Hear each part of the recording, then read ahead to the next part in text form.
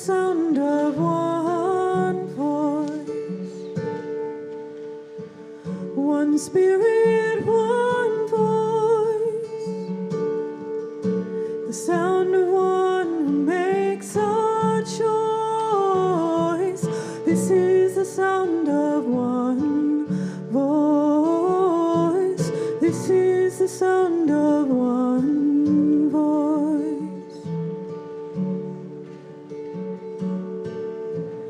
This is the sound of voices too. The sound of me singing with you, helping each other to make it through. This is the sound of voices too. This is the sound of voices too.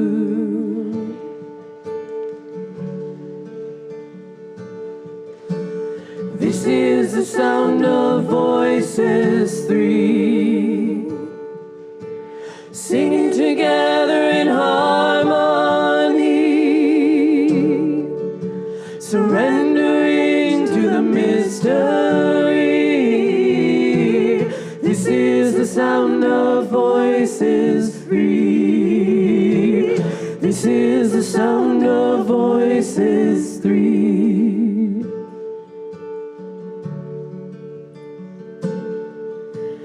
This is the sound of all of us, singing together in will to trust.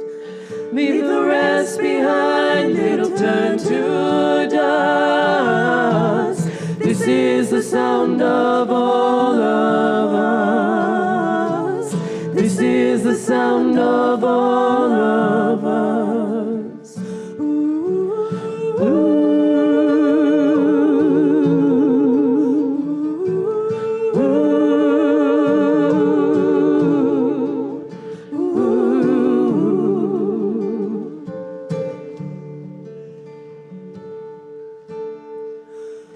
This is the sound of one voice, one people, one voice, a song for every one of us.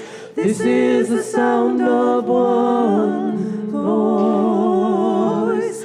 This is the sound of one voice.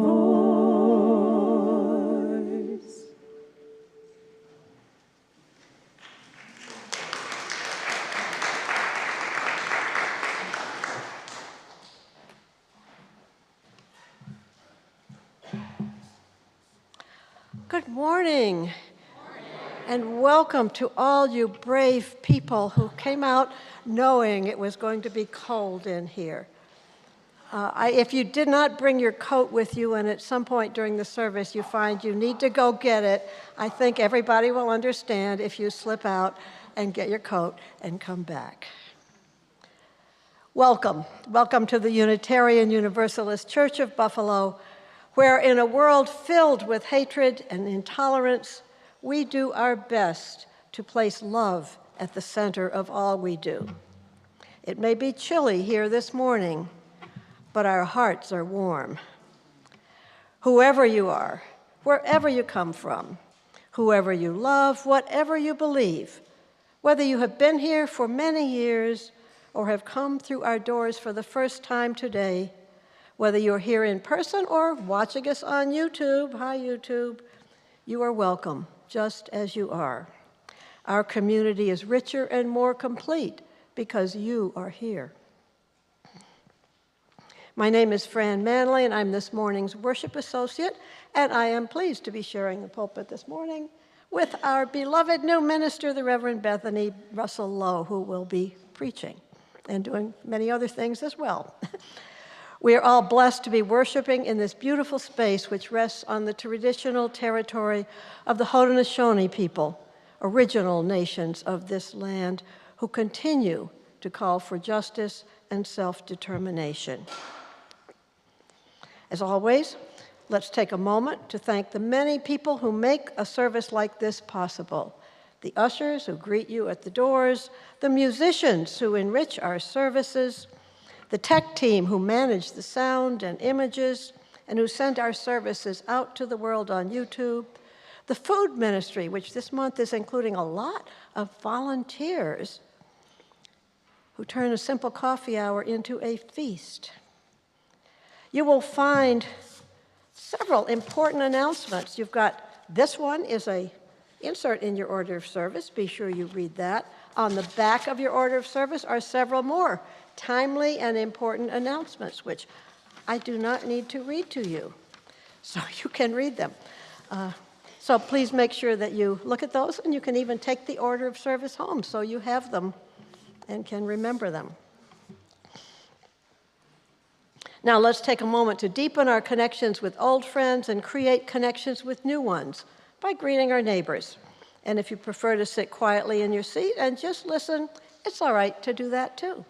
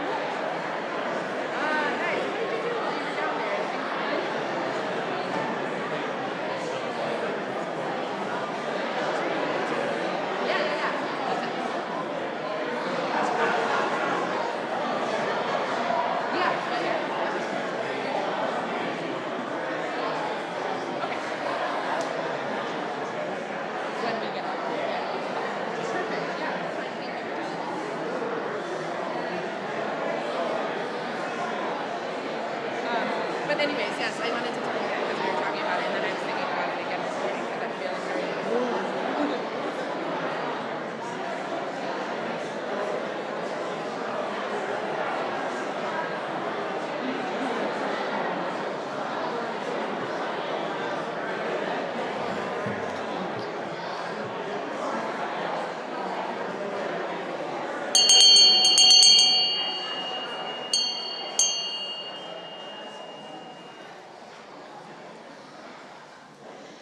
As we're getting settled, can we welcome back our pianist, Ian Liedtke, for a second week? It's good to have you back, Ian.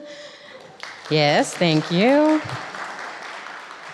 And our words for call to worship this morning, my name is Reverend Bethany Russell-Lowe, and I have the great honor and pleasure of serving as minister of this congregation, your minister. And our words for call to worship this morning are responsive, and the words are up on the screen. I will read the whiter, smaller text, and you'll read the slightly bigger, little tinge of yellow text. All that we are, together and individually, is part of the abundance of the universe. We are made of stars. We are made of earth. All that we have comes from earth, from those who labor in our communities, from the cities, farms, and oceans that enliven us, the world, and those who live in it. We are surrounded by blessing, by grace, and by possibilities. We are reflected in every other human being. We respect and honor one another's differences. We celebrate our interbeing with abundance and the practice of generosity. Everyone, come, let us worship together. And will you rise in body or in spirit as your body is allowing this morning and say our words of chalice lighting as Fran lights our chalice. We gather in loving community, inspiring one another to transform ourselves, to create a more just and compassionate world. All right. Can I use this hand mic, AV team? Thank you. Our opening. Yes, choir, you're doing the right thing. Our opening hymn this morning is one we are going to learn together. I'm going to sing it. The choir and I are going to model singing it back and forth. And you might model with us a little bit, and then we're all going to sing it all together, all line by line, all the lines together twice through. Ready? Little intro.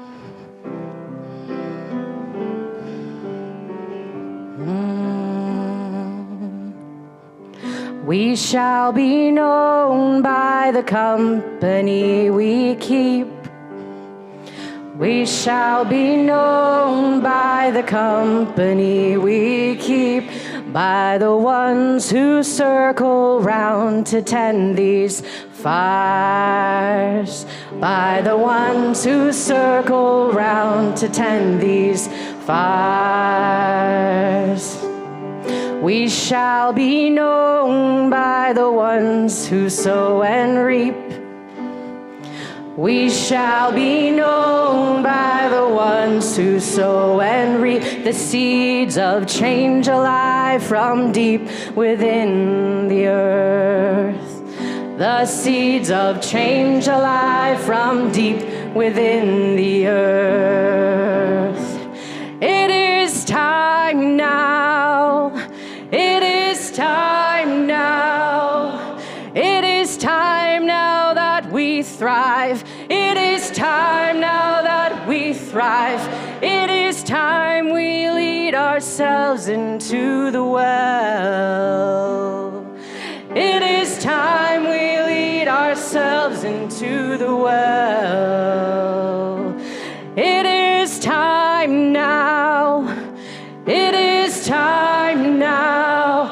And what a time to be alive. What a time to be alive.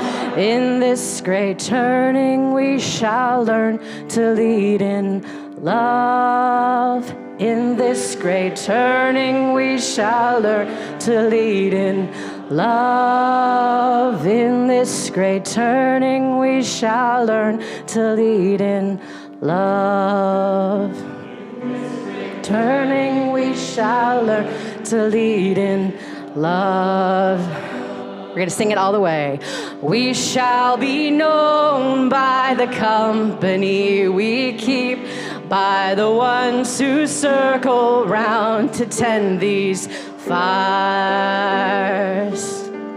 We shall be known by the ones who sow and reap the seeds of change alive from deep within the earth. It is time now. It is time now that we thrive. It is time we lead ourselves into the well.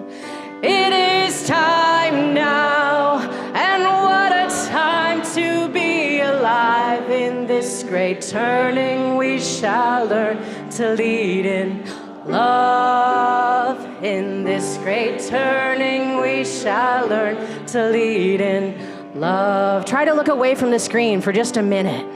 We shall be known by the company we keep, by the ones who circle round to tend these fires.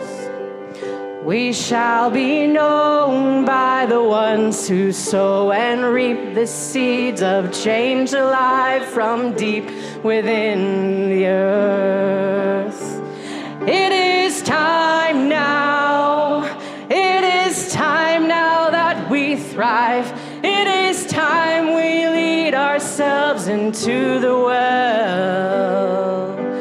It is time now, and what a time to be alive. In this great turning we shall learn to lead in love. In this great turning we shall learn to lead in love. You sound so good. Take a seat.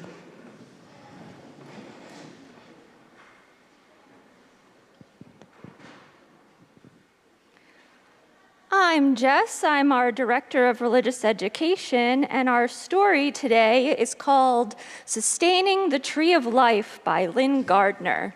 And this isn't a storybook, so we're not going to have a slideshow up there, but anyone who would like to come up and join me, any young or young at heart, are welcome to for our story today. Good morning, friends. Come on up.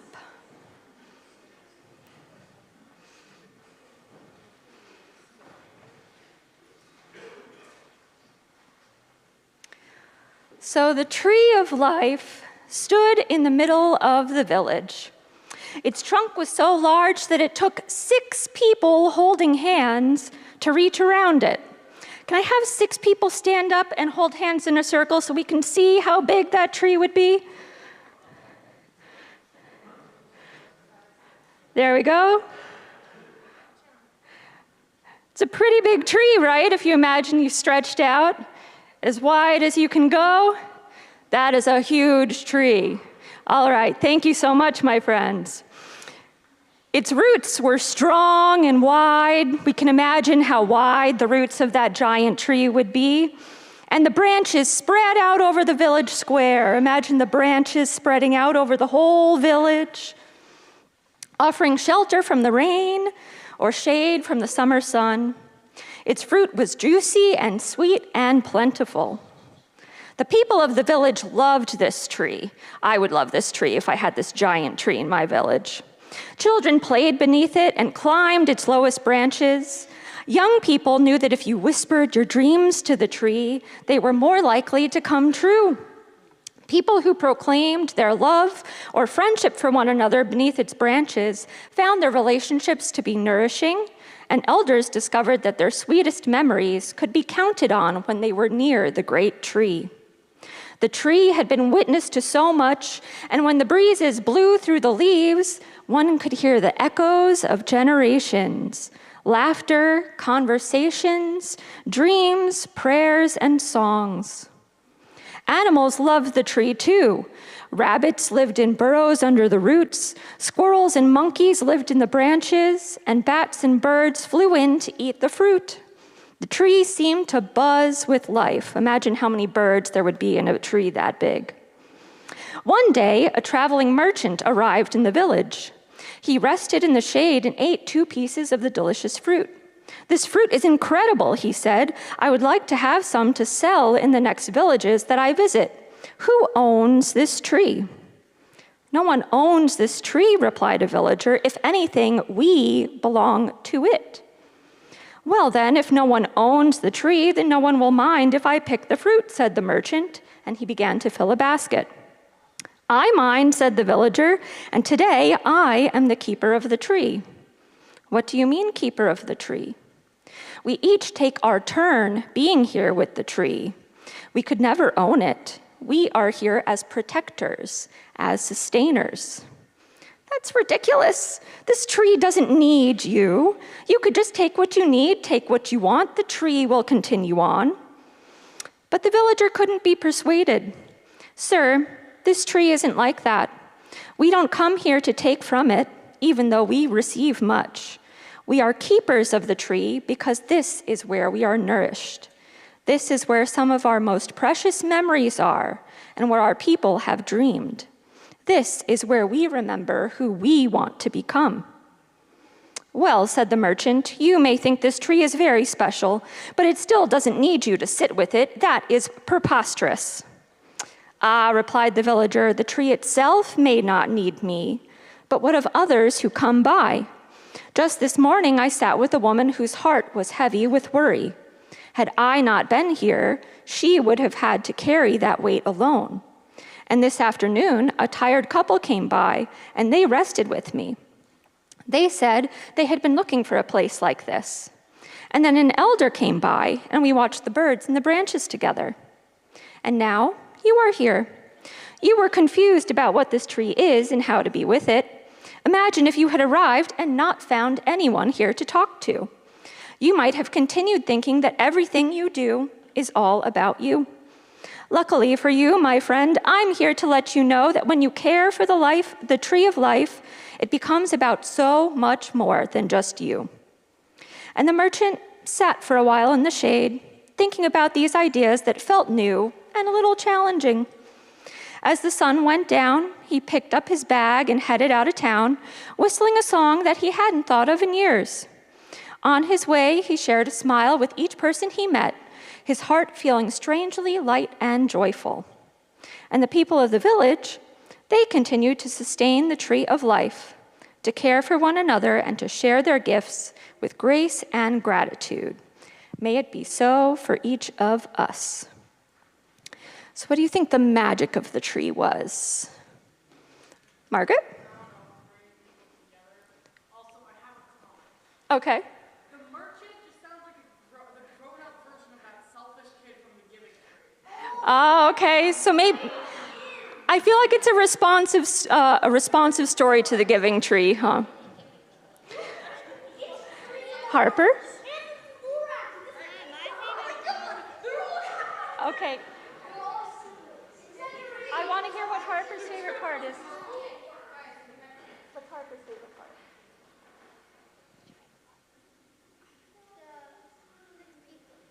These people? Bringing the people together? Yep. Yeah, Theo.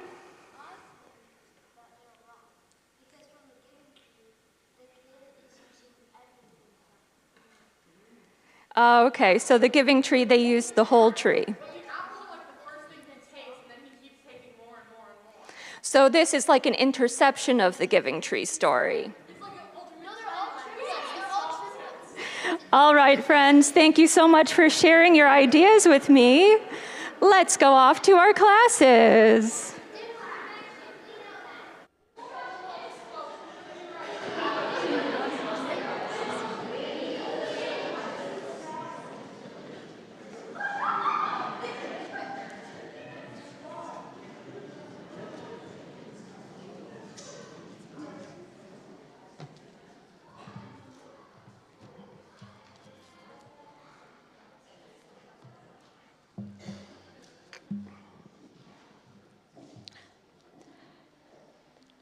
Each week, we take a good portion of our Sunday offering and we give it away to a social justice cause outside our church walls.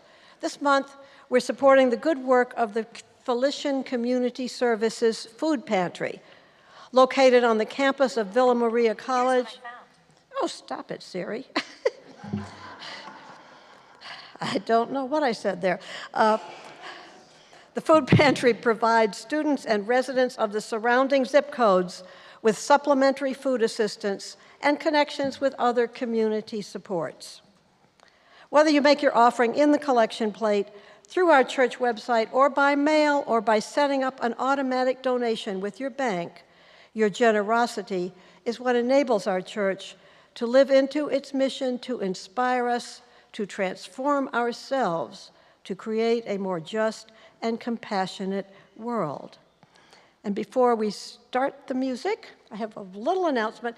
The song that Paul is about to sing, as well as the meditation that I will read after, use the name of God. But as we all know, God is not God's name. God doesn't have a name. So if God isn't the right word for you, you should feel totally free to substitute whatever works for you. Love, holy, mystery, nature, whatever works for you there is also a name of God.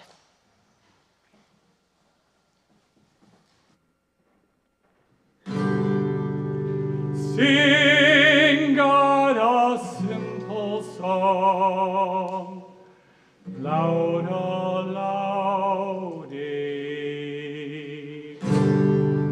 Make it up as you go along, louder, loudy. Sing like you like to sing. God loves all simple things, for God is the simplest of all. For God is the simplest of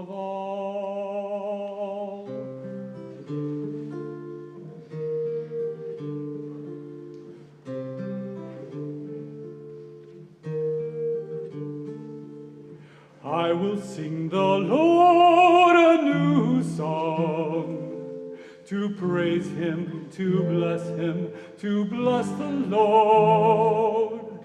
I will sing his praises while I live, all of my days.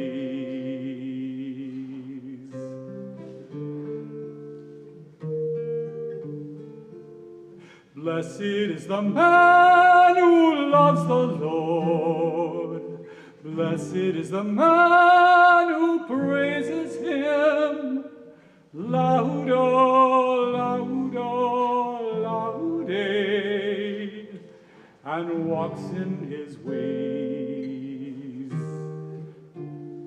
I will lift up my eyes to the hills from whence comes my help. I will lift up my voice to the Lord, singing Laudate. For the Lord is my shade, is the shade upon my right hand, and the sun shall not smite me by day, nor the moon by night. Blessed is the man who loves the Lord. Laudo, laudo, laude, and walks in his ways.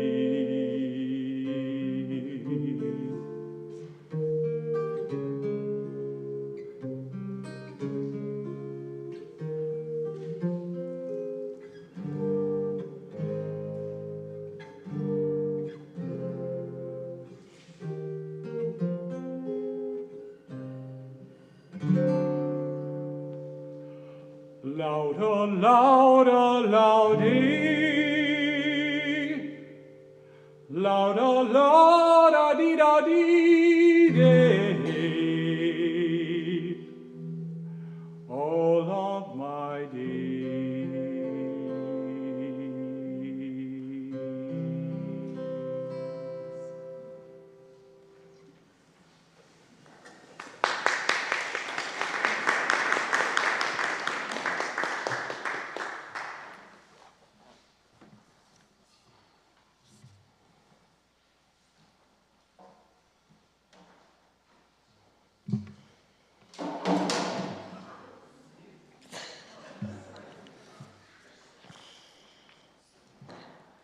Words of poet Rainer Maria Rilke.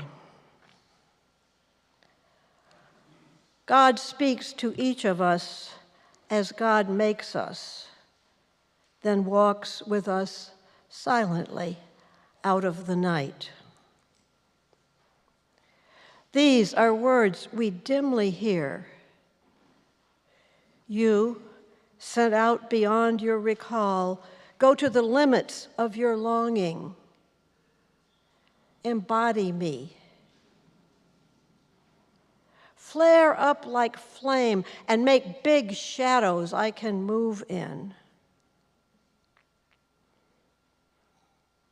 Let everything happen to you, beauty and terror. Just keep going. No feeling is final. Don't let yourself lose me. Nearby is the country they call life. You will know it by its seriousness. Give me your hand.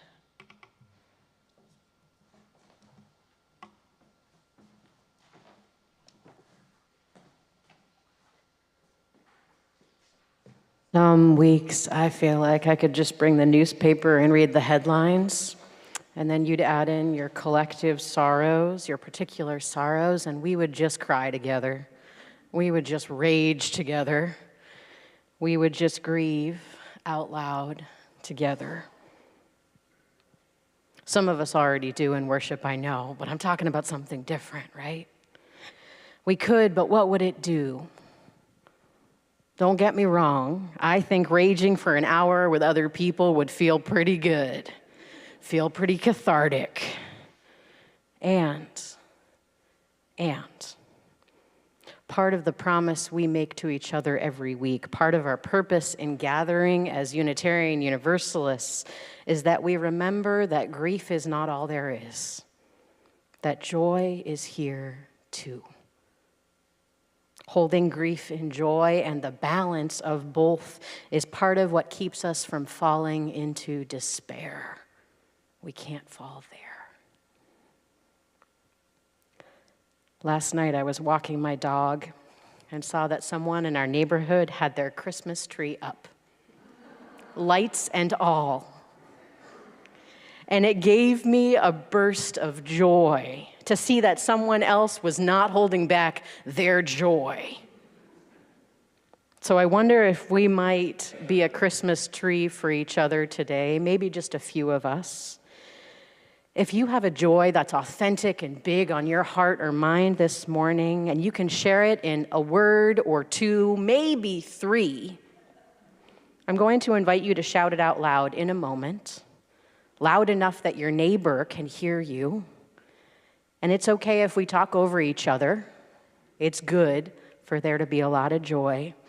And no one has to shout a joy. Some of us don't have it today. I will repeat a few joys that I hear, but I won't catch all of them, and that's also okay. A few of you have a joy to share, a big joy that you'll shout out loud. What else? Dahlias in the garden still. What else? Dog for a hike, singing. Some type of soup, my children. Paul McCartney. Paul McCartney, sorry. I didn't get the inflection right on that one. Yeah.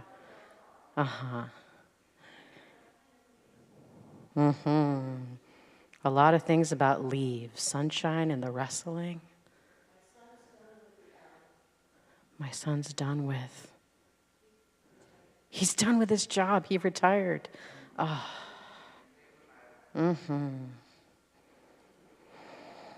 Thank you. Your joy is filling me up. Are you feeling filled up just a little bit more? Good. Carry this with you as long as it lasts. And also, we know that joy is not all there is, and so we take time each week to honor the sorrow as well. If you have someone or something that is heavy on your heart or mind this morning, I invite you to say it out loud into the warm embrace of this community, that we might hold that with you to make you a little bit lighter.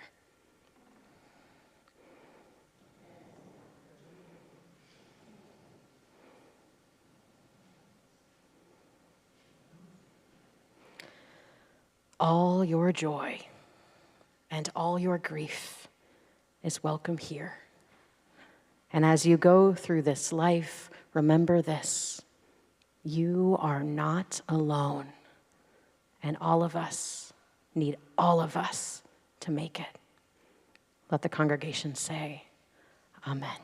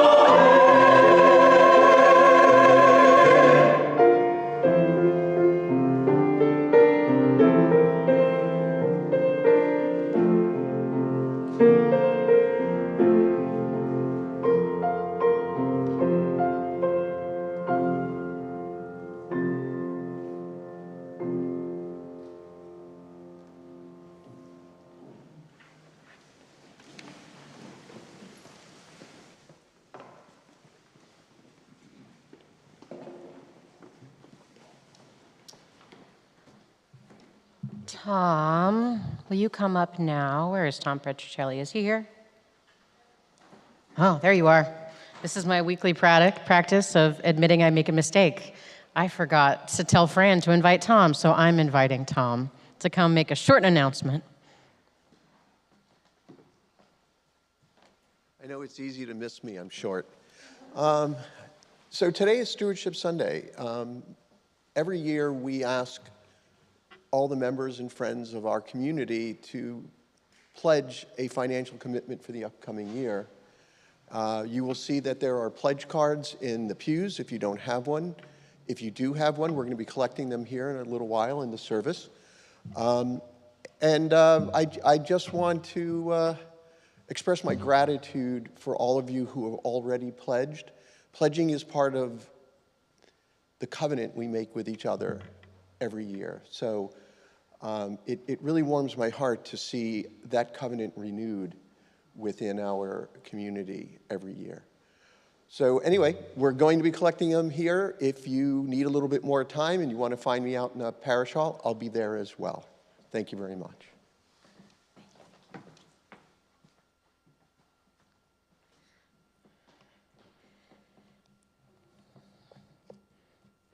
Our reading this morning is an excerpt from Reverend Paul Carnes' response to a report that he co-authored in 1961.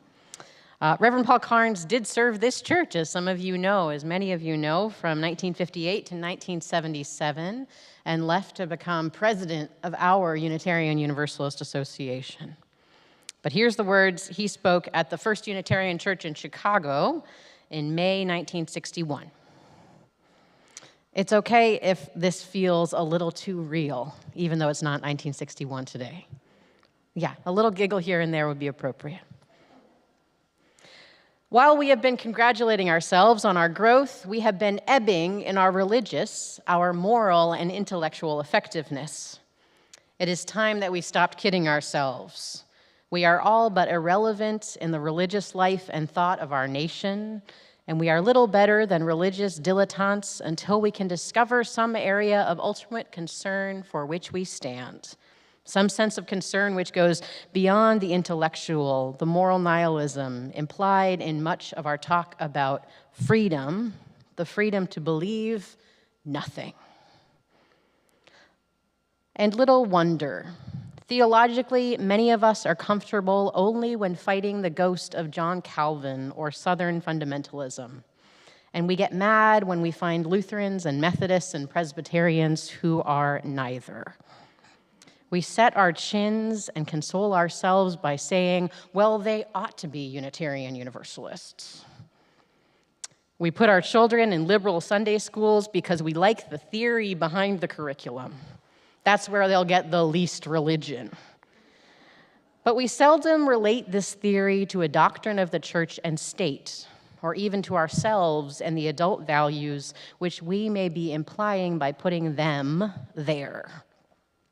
As we become more and more a denomination of come-outers, we have the increasing problem of people defining themselves religiously in terms of what they are not and what they do not believe. Does this feel real still? A little bit.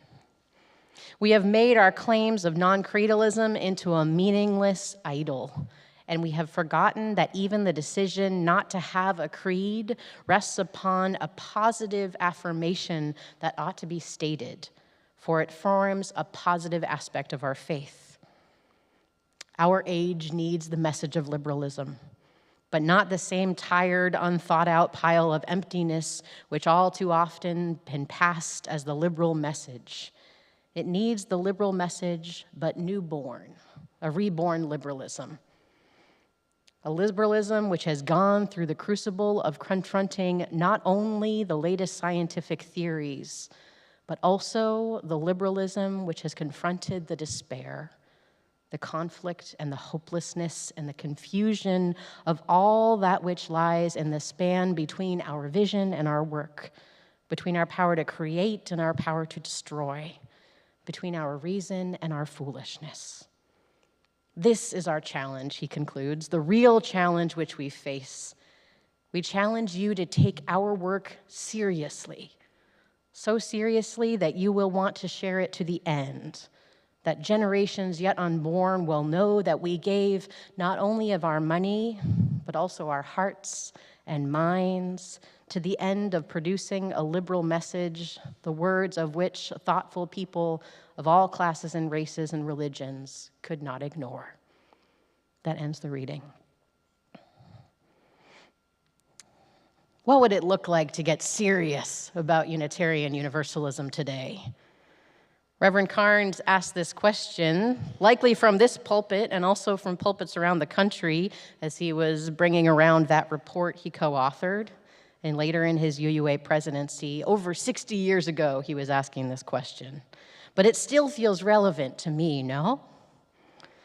Reverend Carnes asked us to get serious about raising Unitarian Universalist children elsewhere in his reflection, and also raising Unitarian Universalist adults. He also asks us to get serious about what he calls a reborn liberalism. How have we done these past 60-plus years to get serious about these things? I'll start with a still brand new here reflection, local and timely. Here at UUCB, I see a church that is pretty serious about raising Unitarian Universalist children. In 4 years, the past 4 years, you've completely rebuilt an RE program that was nearly gone after COVID and the congregational conflict that came after. This is pretty unheard of across UU congregations. The decimation is not unheard of, but the rebuilding to what something like it once was is pretty unheard of. In congregations that have seen regrowth, it has been either slow going or there's been a shift towards all ages worship or one Sunday school model or something different than they had before. But I've seen that you have invested and believed that you could rebuild. We employ a full-time religious educator in Jess Pond who has grown a robust program which is starting to build RE families and community among them. There's still more work to do, but job well done, right? You can take that on. Keep being serious about our kids. And you'll notice I said our kids because they are our kids. And get more serious about your adults, or you. In our future, I can imagine more robust adult religious education offerings beyond the excellent covenant group program that we have, which is something to seriously celebrate. If you have ideas on adult religious education or something you want to learn about, come see me after or send me an email or text this week.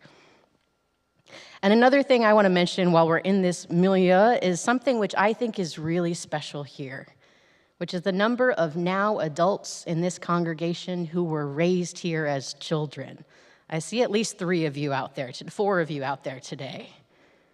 There are at least a handful of multi-generational families here at UUCB, which sends a strong signal that this is a place where you can be a member for your whole life. This is not happening everywhere.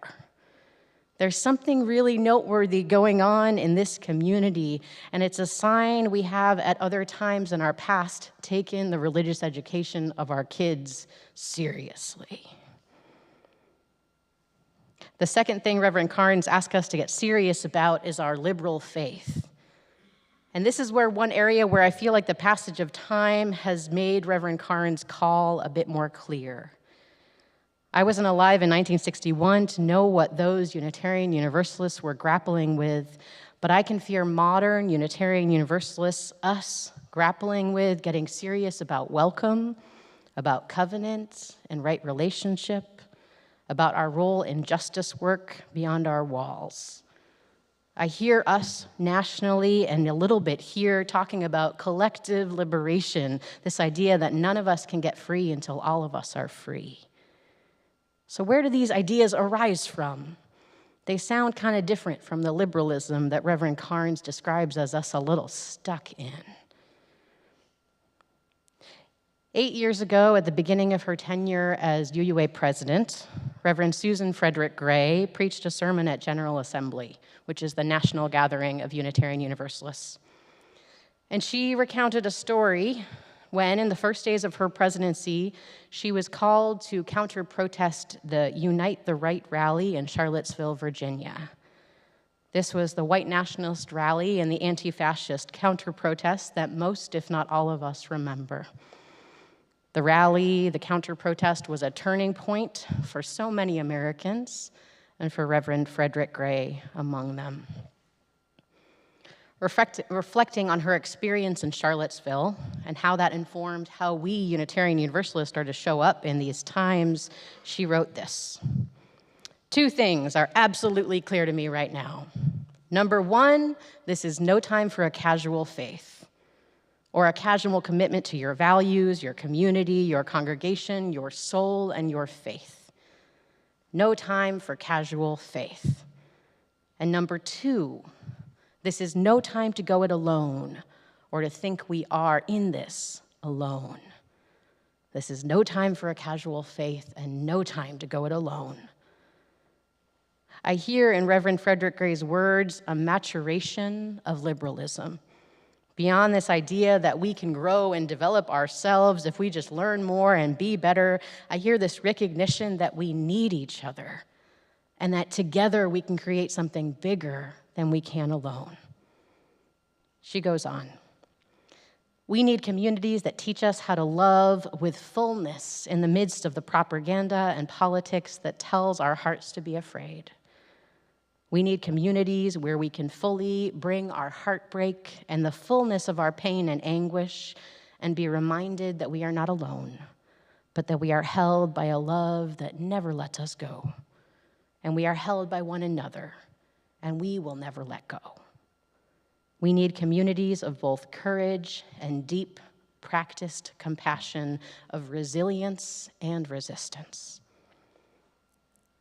In Reverend Frederick Gray's words, these 60 years later, I hear us grappling still with Reverend Carnes' call to claim a reborn liberalism. A liberalism not arising from science alone, but from feeling and relationship and community. And I hear a call to remember the things we need to face increasing tide of fascism and authoritarianism, as well as the disappearance and abduction of our immigrant neighbors and the targeting of our trans and gender-expansive siblings. I need to feel the pain of all of this. And I need to be reminded that I am not alone in my feelings, in my struggle, and that this time is calling us to be anything but casual, to be courageous and resilient together.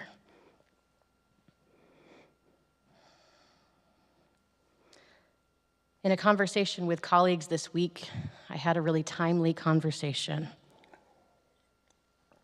And by timely, I mean that it helped me make sense of what I'm trying to say today. I see Unitarian Universalism today as a faith expressing both a liberal theology and also a liberation theology.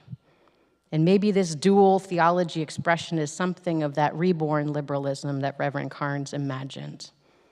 Now, I know not all of us went to divinity school, although a handful of us did.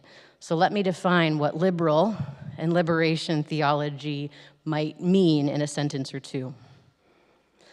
A liberal theology puts trust in science and personal interpretation.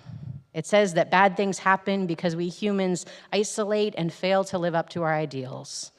It says we can do better, we can learn more, we can even transform this world we live in. This feels like Unitarian Universalism's comfort zone, no? Right? We're pretty comfortable there. It's where we dwelled for decades. A liberation theology, on the other hand, says that the needs of the poor and marginalized are central. It says that no one can be free until everyone is free. It demands that we take seriously our interdependence with one another and with all creation, and that we work together to dismantle power structures that oppress anybody. This feels like something we're growing into, maybe even just learning about, not quite comfortable in, but also not incongruous with the liberal faith, the liberal roots. My challenge to us, to UUCB, is to claim the liberal faith that gives us roots and foundation, and to imagine ways that a liberation theology can give us wings and breath. I dream that we might become a people who dwell in the murky middle ground between liberal and liberation theologies, which means, outside of divinity school words, about getting serious about our own spiritual development and also the material, real needs of our neighbor. Getting serious about investing in the community that is already here and welcoming those who come through our doors, particularly if they don't look or speak or talk or sound like us. I dream about us getting serious about our own learning and our sense that we are whole and holy, and also that we can extend that same love and dignity to all neighbors. I dream about us getting serious about our own freedom and the liberation of everybody.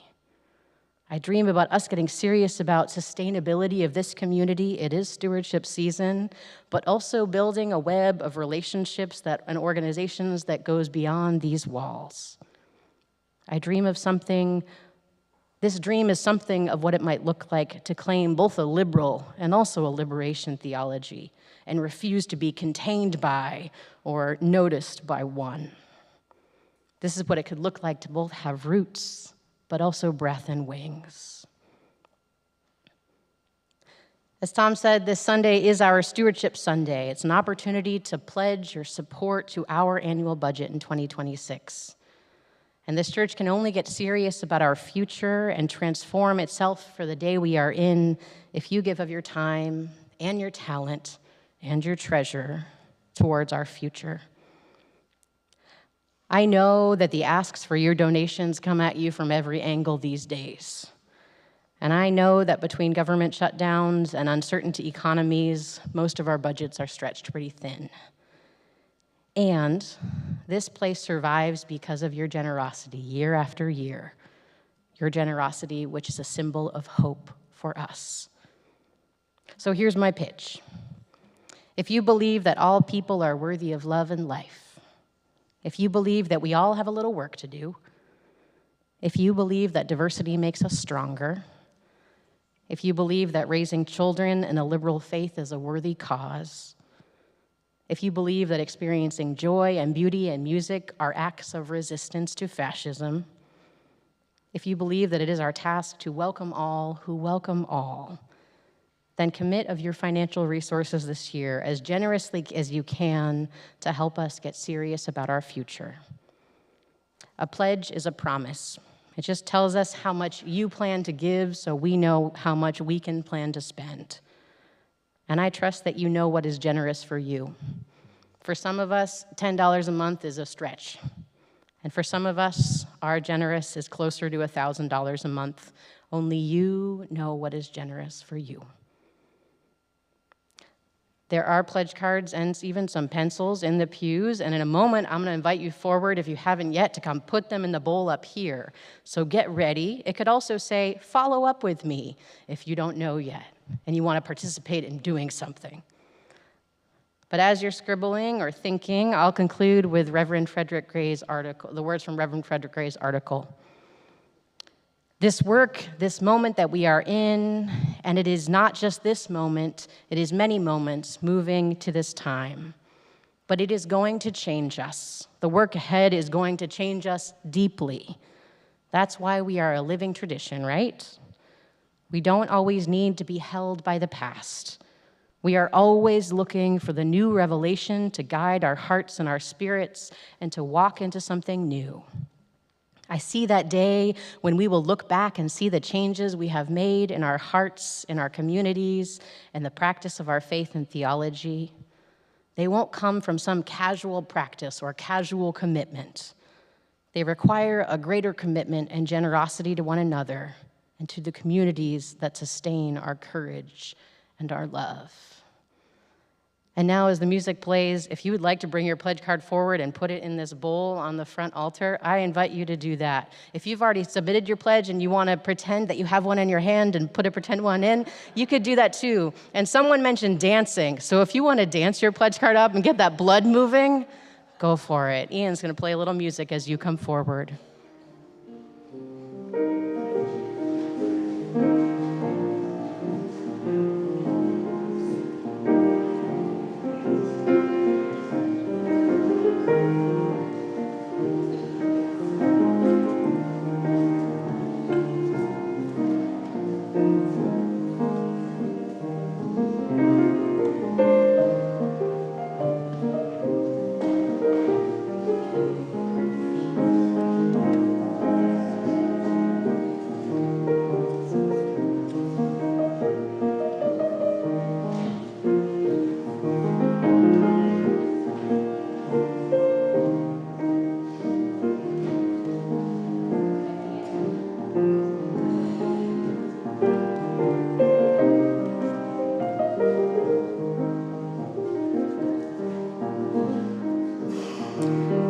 Ian's gonna keep playing and you're gonna rise in body and spirit.